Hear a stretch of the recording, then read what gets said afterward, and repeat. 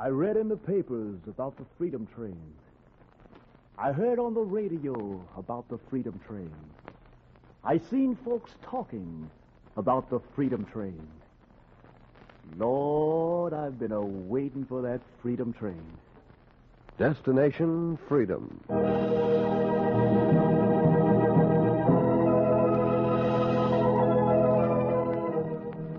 The Chicago Defender and station WMAQ bring you Destination Freedom, dramatizing the great democratic traditions of the Negro people, interwoven in the pageant of history, and a part of America's own Destination Freedom.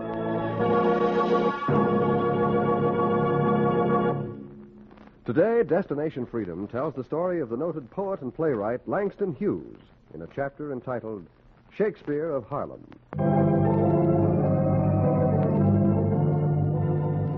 Lord, I've been a-waiting for that Freedom Train. He'd been waiting a long time for Freedom Train. He was a boy with a notebook and a habit of writing about trains. He was born poor in Joplin, Missouri.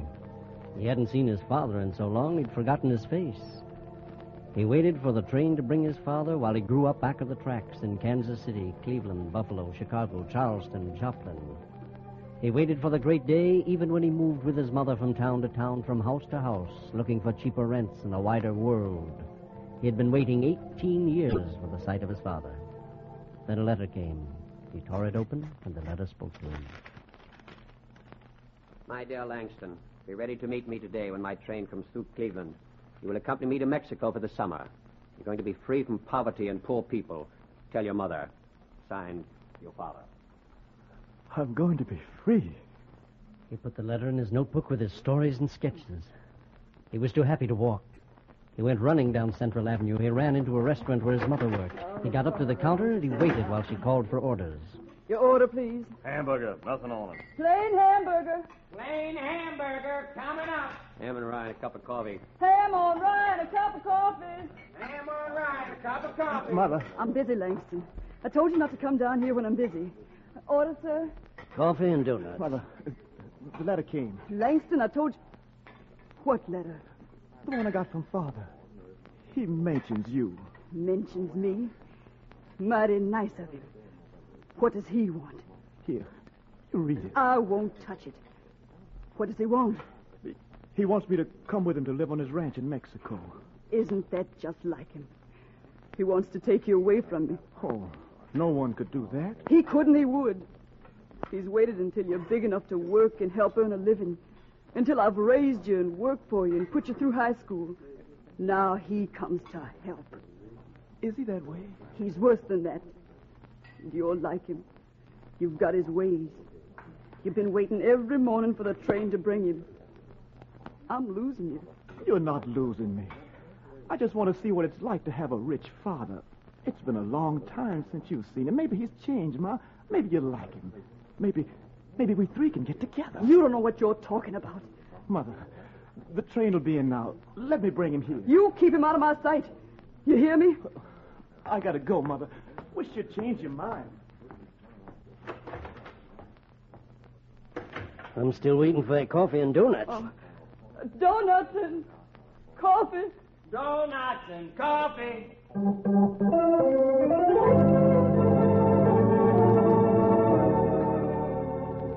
While the waitress worked, her son went out to see if he could close the odd gap between father and mother.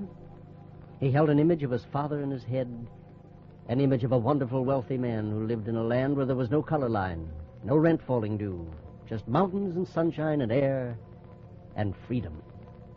He went through the train station looking for his image. No one fitted that dream. He looked until the crowd grew thin and then he gave up and walked toward home. As he turned a corner... Oh, watch where you're going, you clumsy clown. Are you blind? I'm sorry. The boy and the man passed each other, then together they looked back. The boy spoke. Say, are you my father? Are you Langston Hughes? Yes, Father. Oh, then take your hands down. Don't make a public spectacle of yourself, pouring all over me. Yes, Father. You got my letter? Are you ready to go? Have you packed your things? Oh, I don't have anything else to pack. I'm ready. Well, then come on. Don't stand there. Oh, I can't go without Mother's word. Aren't you going to talk to her? Oh. Don't you want to see her? What is she doing? She's working. Working? Well, isn't that just like her? If she'd stayed with me, she wouldn't need to work. She wouldn't listen to me. Will you talk to her now? Maybe. Yes, maybe when she sees what I've become and what I'm going to make out of you, she'll come to her senses, lead the way. So the boy led his prodigal father into the little restaurant where his mother worked and waited for his mother to look around. Wheat cakes and syrup, miss. Wheat cakes and syrup. Wheat cakes and syrup. Mother, Father's here to see you. I see him. What's his order? Now, Jan, I've been thinking. I've come back because I've been thinking about our son.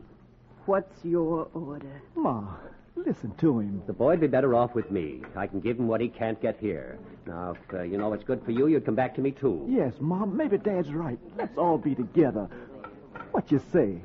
I said, what's your order? Ham and eggs. Eggs for a ham. Egg for a ham? Langston, my train leaves in an hour. If you want freedom to grow up and make something of yourself, you'll catch it. But what about Mother? Decide without your mother. If she dislikes the way I make my money, she's not a practical woman. Else she'd leave this garbage and poverty behind. The train leaves in an hour, I say. I'll be on it. Waitress, here's a quarter tip for you.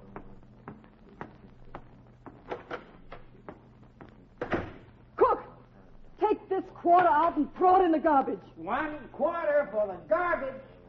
Mother, what do you say? Shall I go with him? You want to go. You still want to go. I can't get a job in Cleveland. There's no work in Cleveland for me. I'll only stay a month in Mexico and... Get out of my sight. I won't go that way. Give me a good word. Give you a good word. What good are you to anybody? I thought I'd brought you up with some fight and fire in your veins. But you've got fear in them. You were going to leave your mark on the world. Now you've grown. Go out on your own. Forget the way you grew up. Forget the promises of things to do and things to look into and things to fight for. We can get that with Father. Then you belong with him. I don't know where I belong. Then find out. Go follow the devil. Catch your train. Give me the word. Is it all right with you? Go on. Give me the word, Ma. I'll give you nothing. Take your books and your pencils and your promises. Go on. Catch your train. Hey, waitress, how about some wheat cakes and bacon? Wheat cakes and bacon. Wheat cakes and bacon.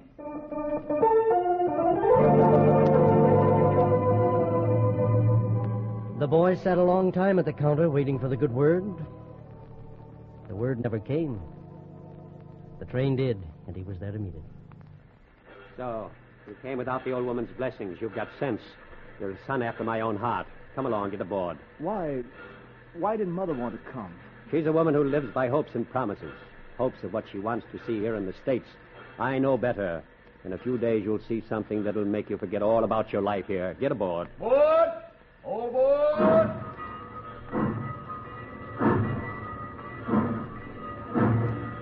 The boy got on board. The train rolled across the fields and plains and sang out at night on its way to Mexico. It crossed the old Mississippi, and the boy with the notebook looked down at the muddy river flowing towards the heart of the South and wrote down what he felt of rivers to show to his father. And the long ride seemed to settle questions inside him, questions of who he was and where he wanted to go. And when the train crossed the border, a part of the boy was left behind in Cleveland, in Kansas, in rented rooms, in the streets. His father wanted that part. You're starting a new life, Langston. It's time to stop daydreaming. Have I been daydreaming? Since the day you get off the train. All you've done is wander about the villages with a notebook in your hands, then up and down the streets with the Indians and the peons. You are the son of the wealthiest rancher in the region. You're not a Negro in the United States anymore. You'll keep away from the peons. Well, I liked them, Father. They were teaching me Spanish. I'll do the teaching hereafter. Today, boy, we'll get down to business. We'll ride over the ranch, and I'll show you what your future will be. We'll start now. Father. Oh, yes, Langston? Well, I wrote something I'd like for you to read. I want to talk to you about it. What is it? Well, it's little... Well, what are you stammering for? If you've got nothing to say, close your mouth.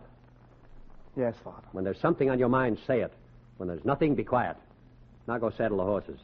When you see what I've planned for you, you'll have something to talk about. The boy put away his notebook and pencil. He saddled the horses. It was quiet while they rode up along the mountain passes until his father pulled up. Oh, now. Oh, boy. Oh. We can see almost everything. There it is. Is all of this yours? There's more on the other side, the copper mines. Well, what do you think of it? I've never seen anything so beautiful. It brings in 1,000 a week. That's the beauty of it. Now do you see why I wanted you out of the United States? Your mother could have all this, and she left me to raise you to be a fighter, she says. Is that why she left you? Partly. You're 18, and we can talk man to man now. You know, I think it's best you study engineering in Switzerland for a few years. Then we'll exploit the mines here. Or maybe you'd do better running the ranch. Father. Yes? I'm not going to be an engineer. Oh? Well, perhaps not. I thought you had a liking for calculations, the way you carry that notebook around all day. I'm an easy man, Langston. As long as you pick a profession that'll make money, you'll find me a good father. But what I'm going to do, I don't think it'll make money. Well, what will it do? Well, it'll make people see things better and feel things more. What on earth is that? Poetry. Poetry? That's what I intend to write, Father. Now, look, Langston, don't play when I'm serious. I've thought this thing out. Now, look, when we get to Switzerland... I'm not going to Switzerland. Oh, I wanted to tell you. I'm going back to the United States. I'm going home. What home? My home. Oh, you're out of your head. What have you got at home? What's there for a Negro in the States but Jim Crow and white-only jobs? I'm going back. For what? What have you and your mother got in your heads? I'm trying to save you, the way I saved myself. I got away from the segregation in the slums, and I've won a fortune. You can do the same. What's gotten into you? Nothing. Except I'm lonely here. Well, there are other wealthy ranchers with sons. You can associate with them. I don't want to be with them. I'm going where my roots are. Roots? When I crossed the Mississippi, I got the feeling then of who I was and where I was going. I wrote it down. Will you read it? You've got your mother in you. I've got the river in me. When I crossed it, the words came to me that I have known rivers. I have known rivers ancient as the world and older than the flow of human blood in human veins. My soul has grown deep like the rivers.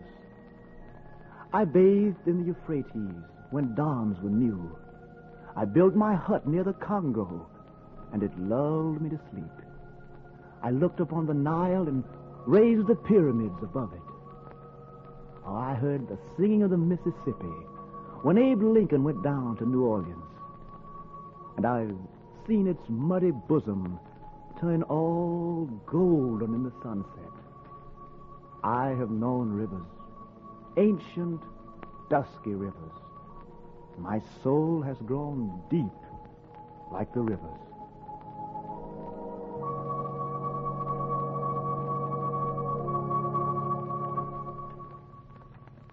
The boy with the notebook got ready to get on the train, and the prodigal father cursed him.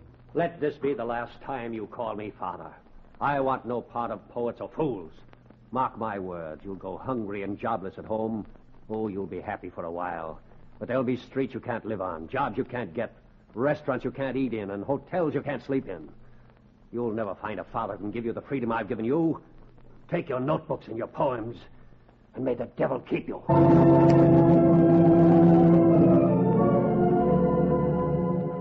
The boy with the notebook took the curse and the train and went back over the bosom of the Mississippi.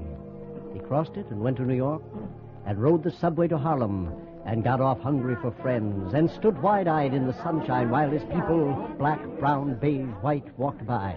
He wanted to shake hands, to speak, to laugh, to talk. Hey, hello. Hello, my name is Langston. What's yours? Well, of all the fresh things, did you see that, Joe? Why don't you do something? I just want to meet somebody. My name is... Well, don't be showing me your teeth, Jack. I ain't no dentist. Go to the clinic. Come on, baby. I just want to talk to somebody. Oh, hello. Well, what do you know, country? Oh, what's on your mind? You looking for a place to stay, country? Yeah. You stay with me. I run on the railroad. Out 4 days, in 3. Got plenty of room. Thanks.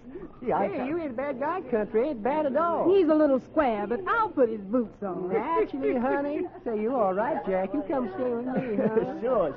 Hey, what's your name, fella? Hughes, Langston Hughes. Yeah, but I'm going to call him Shakespeare on account of he's always scribbling something. Shakespeare meets Smitty. Yeah, give me some skin, Shakespeare. Atta boy. Oh, what you writing about? Yeah, have a drink. Drown yourself, Jack. Drown yourself. Hey, guys, here's Shakespeare. And they took him in, and he drowned himself in the people. He got lost in the sea of people. He took up his beat on the Harlem streets. His notebook was a fishing net, and it caught songs he heard. Did you ever try living on 2 bits minus 2? Did you ever try living on 2 bits minus 2?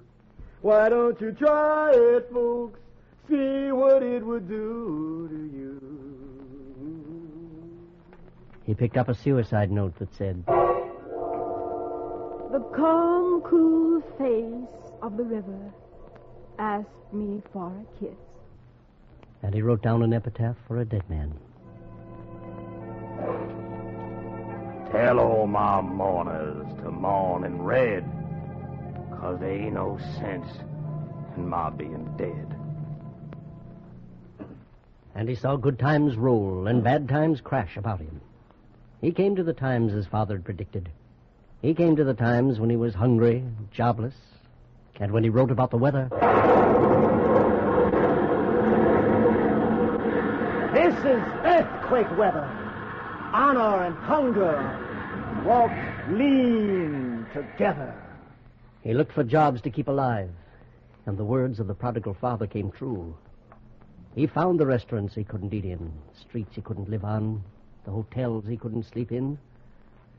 But one day he went to a jobber's office in Washington, D.C. to answer an ad he saw in the papers. Excuse me, sir. Mister, I saw your ad in the paper. It said you wanted a hotel clerk. You knew I can find one? Well, in college I took quite a bit of bookkeeping, sir. I thought maybe I could fill the job. Mm-hmm. You got good sense? Well, I suppose. Well, that ad said white clerk, didn't it? Said plain as day, white clerk. Is that right? That's right. Well, I guess they won't hire me then. I'll shove off. Oh, say. Yeah? Come to think of it, that hotel can use you. Are you sure? Why, sure. They need a busboy to handle the dishes. You go on over. Thanks. Oh, don't mention it. Just tell Smitty there. He's the head waiter. Tell him I sent you. You'll be stacking dishes in no time. Just tell him I sent you.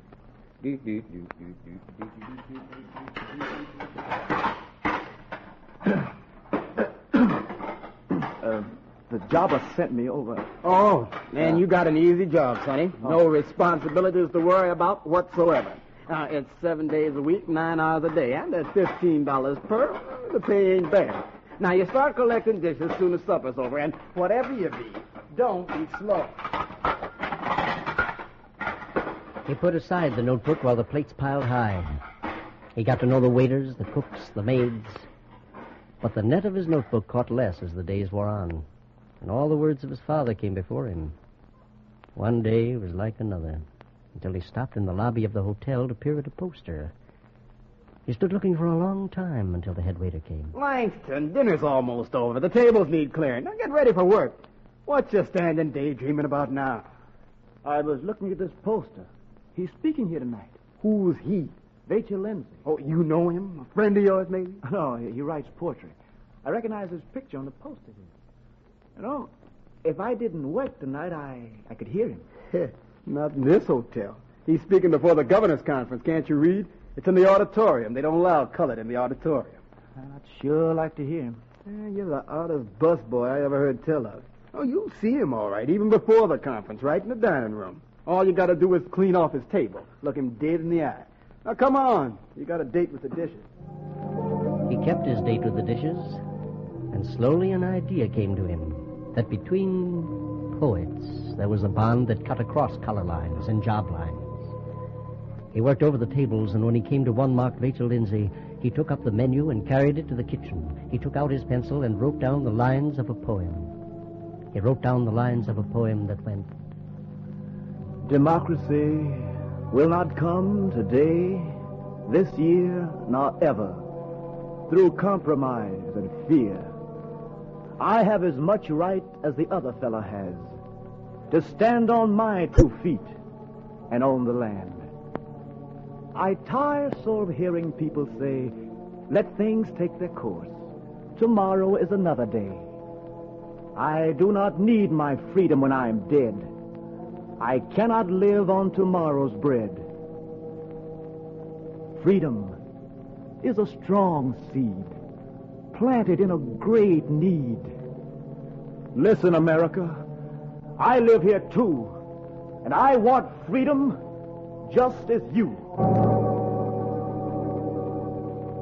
Then he signed his name and put the menu back on the table of Rachel Lindsay. He went home and slept like a rock, like he had thrown his last stone. Then he came back the next morning to the same job, the same hotel. But there was something that had changed the busboy's world. There were men around the doors. The head waiter was the first to see him. There he is, boys. There's the man you guys want. Say, is that Langston Hughes? Is that guy a poet? He don't look like no poet to me. He don't look like nothing but a busboy. If bad busboys make great poets, Shakespeare. Hey, are you Langston Hughes? Yes? Yeah. Who are you? Well, I'm from the Journal, Mr. Hughes. Mind posing for a picture? Hey, you mind stepping back so I can get your feet in there? That's it. Thank you. Smitty, what's the matter? What's going on, Smitty? What did I do? You did plenty. Ain't you read the papers? Oh, I haven't had time. Look here. Your name's in them all. Right up top. Big story says Rachel Lindsay read your poem to the governor. See? Rachel Lindsay discovers busboy poet. Now, Mr. Hughes, tell me in your own words, does stacking dishes inspire you to write poetry or vice versa? The Journal's running your exclusive story, Mr. Hughes. Did your father like poetry, or was it your mother? Hey, wait a minute, fellas. Hey, where are you taking him? Hey, wait a minute. That's enough, boys. That's enough. Didn't matter. He's still got a lot of dishes to stack, and I don't want him too weak to work. That's enough, boys. That's enough. There now. I'll give you time to breathe. Yeah. Thanks for pulling me in, yes, Smitty. Sure. To think all this time I've been pushing a poet around. Oh, he was looking for you. He? Yeah, this Lindsay guy came back and left a letter for you. What's it say? Yours? You read it. Yeah. He opened the letter, his hand shaking. He opened it, and the letter spoke. Dear Langston, do you mind if I call you my son? Most young poets call me father, and I want you in my family. You said it right. Earthquake weather has come down on the world. Most men are not free. Honor and hunger do go together. I want all my sons to wake up the world. We poets, even when not born of the common people, must speak for the common people. Speak loud, son. Speak the truth and scare hell out of the devil. And when you see freedom coming, catch it like you catch a train, and let no passengers be Jim Crowed. Affectionately, your father, Rachel Lindsay.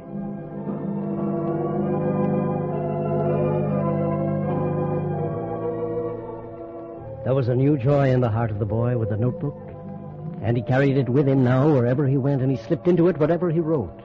He wrote of many things, of blues, of women, of people and places. He was read in every country where books were printed. He went back to his habit of writing about trains. When he heard about the Freedom Train, he wrote of it.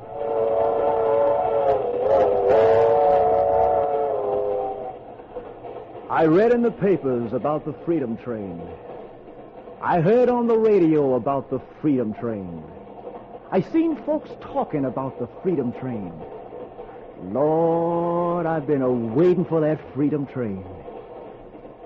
Down south in Dixie, only train I see's got a Jim Crow car set aside for me. I hope there ain't no Jim Crow cars on the Freedom Train. No backdoor entrance to the Freedom Train. No white folks only on the Freedom Train. I'm going to check up on this Freedom Train. Who's the engineer on the Freedom Train? Can a cold black man drive the freedom train? Is there ballot boxes on the freedom train? Do colored folks vote on the freedom train? Somebody, tell me about this freedom train. If my children ask me, Daddy, please explain why there's Jim Crow cars on the freedom train. What shall I tell my children? You tell me, 'cause freedom ain't freedom if a man ain't free. But maybe they explains it on the freedom train. When that train goes steaming through South Carolina, will them Greenville lynchers pay it any mind? Or that 12-man jury that let them loose? Turn their heads and spit tobacco juice. When my old grandmother in Atlanta, 83 in black, gets in line to see the freedom train, will some white man yell, "Get back! Negro's got no business on the freedom train"? But, mister, I thought it were the freedom train. Her grandson's name was Jimmy. He died in Anzio. He died for real. It wasn't no show. This freedom that they're carrying on this freedom train, is it for real or just a show again? Jimmy wants to know about this freedom train. Will his freedom train come zooming down the track, gleaming in the sunlight for white and black? No stopping at no stations marked colored, white. Just stopping in the country, in the wide open air, where there never was no Jim Crow signs nowhere, no welcoming committees, nor politicians of note, no mayors and such for which colored can't vote, and nary a sign of a color line. For the freedom train will be yours and mine. Then, maybe from their graves in Anzio, the GIs who fought will say, "We wanted it so." Black men and white will say, "Ain't it fine? At home they've got a train that's yours and mine." Then I'll shout glory for the freedom train. I'll holler, "Blow your whistle, freedom train. Thank God Almighty, here's the freedom train. We'll all get aboard our freedom train."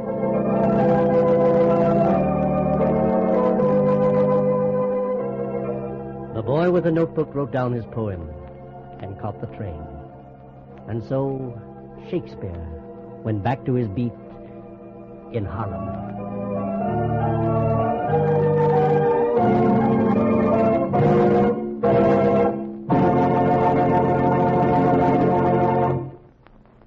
You have just heard Destination Freedom's dramatization of Shakespeare of Harlem, the story of Langston Hughes. Destination Freedom is brought to you by the Chicago Defender newspaper and station WMAQ. Destination Freedom is written by Richard Durham and produced under the direction of Homer Heck. The poems heard in today's story were Freedom Train, Suicide Note, Wake, and Democracy, used by special permission of Langston Hughes.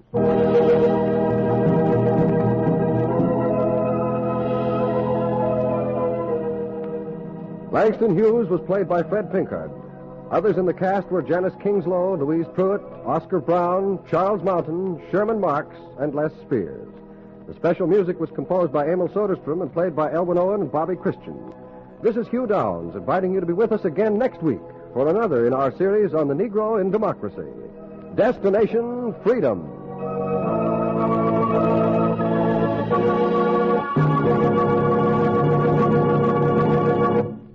This is NBC, the National Broadcasting Company.